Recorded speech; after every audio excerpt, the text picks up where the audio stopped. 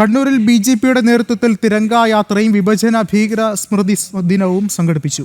Chathannoor MLA. B Gopakumar പരിപാടി ഉദ്ഘാടനം ചെയ്തു. വന്ദേമാതരം പൂർണ്ണമായും ചൊല്ലില്ലെന്ന് പറയുന്നവർ രാജ്യത്തെ ഇല്ലാതാക്കാൻ ശ്രമിക്കുന്നവരുടെ കളിപ്പാവകളാണെന്ന് അദ്ദേഹം പറഞ്ഞു.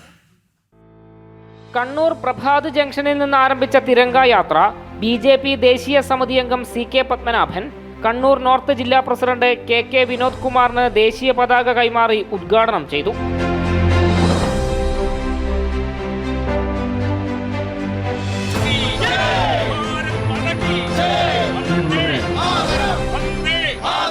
തിരങ്ക യാത്ര സ്റ്റേഡിയം കോർണറിൽ സമാപിച്ചു. തുടർന്ന് നടന്ന വിഭജന ഭീകര സ്മൃതി ദിനം ചാത്തന്നൂർ എം.എൽ.എയും NDA നിയമസഭാ കക്ഷി നേതാവുമായ ബി ഗോപകുമാർ ഉദ്ഘാടനം ചെയ്തു. വന്ദേമാതരത്തെ അവഹേളിക്കാൻ ശ്രമിക്കുന്നവർക്കെതിരെ രൂക്ഷ വിമർശനമാണ് അദ്ദേഹം ഉയർത്തിയത്. നിങ്ങൾ എന്തിനാ ബേജാറാകുന്ന?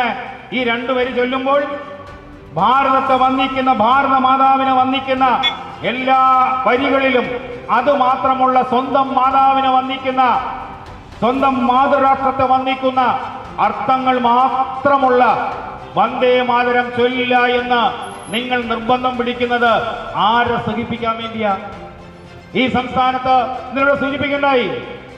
ബി.ജെ.പി. കണ്ണൂർ നോർത്ത് ജില്ലാ പ്രസിഡന്റ് കെ. വിനോദ് കുമാർ ചടങ്ങിൽ അധ്യക്ഷത വഹിച്ചു. കോഴിക്കോട് മേഖലാ പ്രസിഡന്റ് അഡ്വക്കേറ്റ് കെ. ശ്രീകാന്ത് മുഖ്യപ്രഭാഷണം നടത്തി. ജനം, കണ്ണൂർ.